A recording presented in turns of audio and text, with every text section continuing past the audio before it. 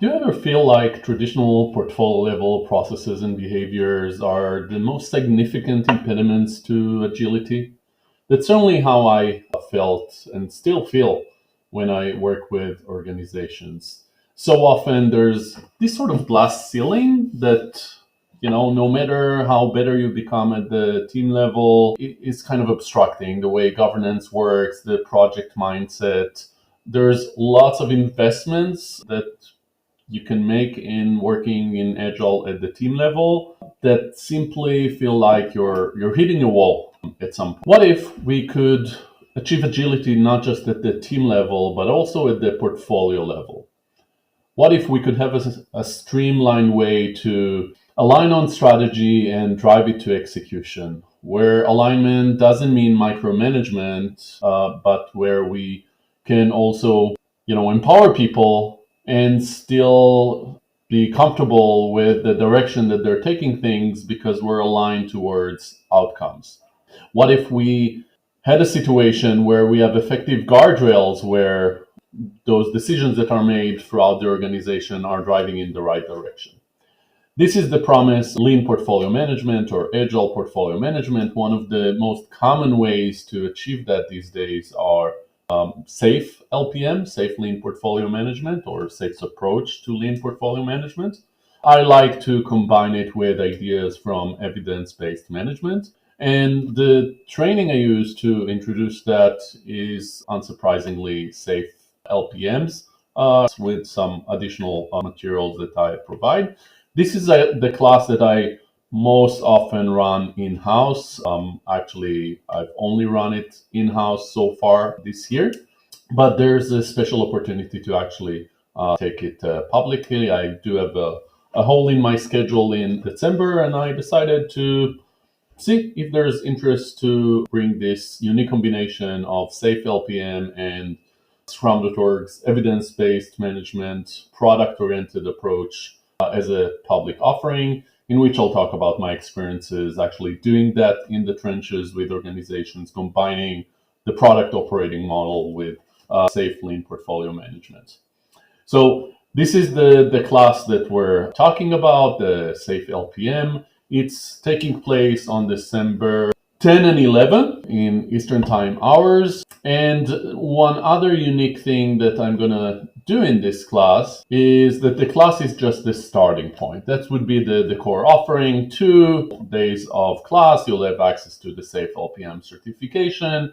You'll also have 3 months of community support with a private Slack community that we will create just for participants of this class. If you want to add on top of that, what we can do is you can have the Set for Success add-on, which is essentially beyond the theory of the training, help you to actually create your LPM approach. These are essentially 2 getting started workshops where you will create the blueprint for your portfolio structure, as well as the adoption approach. We will discuss different approaches for adoption, including the invitation-based approach and what it means in the context of LPM. And then you can continue the conversation in a private area of the 4 people that participated in the Set for Success. The other add-on that you can add is, again, something I'm experimenting with here, is VIP access, so direct messaging access to me for the time for these 3 months. So whenever you encounter something that you're not sure about, that you want to try and get some second opinion on, you can DM me if you don't want to use the wider group conversation and get my support on your questions. Typically within a couple of hours, I'll get back to you. So that's another interesting addition that you can have here. Let me know what questions you have about this, if this is interesting, and I hope to see you there. Let's answer some of the questions that people typically ask me about these classes. So one thing is, what does this class look like? And while there are a lot of to Safe LPM, it's a really comprehensive approach. It really brings it to life when you can talk about experience, case studies, bring any questions that you bring. This is a class for portfolio leaders and change agents. The intent is not, to to talk to people that have no experience or no context of what it means to work at the portfolio level. So the more context we have in the class that I can bring, that the participants can bring, the more alive the class becomes. Even beyond that, there are a lot of exercises and discussions, and the class takes the direction that we as a group take it to.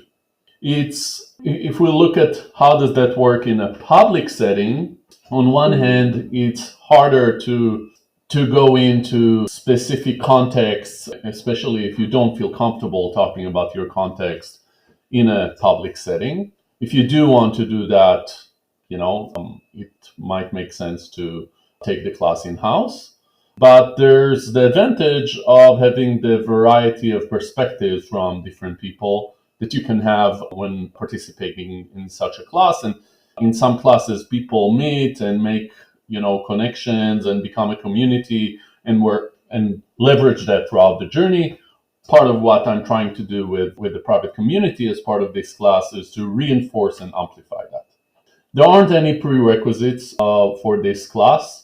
You don't have to be certified in any safe approach. You don't even need to know Agile, to be honest. It helps, but I also deliver this class to people that are totally new to safe, totally new to Agile, that are familiar with project management, portfolio management, formally or informally. And sometimes these people get it faster than people that had exposure to Agile, especially if that exposure is more to Agile and safe theater than real agility. From a timing perspective, that's a good question. The classic approach used to be to introduce portfolio after Agile and safe practices are already in place. But more and more, what we're seeing is a portfolio being used as the starting point to shape the journey from the get-go. This is actually something that's done in the past with organizations, even outside of the safe context, which is to start their agility journey at the portfolio level, for example, by using a portfolio level Kanban board to start to see the flow, shape the flow of the organization, and then over time introduce more team level or team of team level agility practices to complement that. Hopefully this answers most of your questions, but I'm happy to answer any additional questions that come up. Take a look at the landing page for more information and feel free to reach out with any comments. Again, hope to see you there.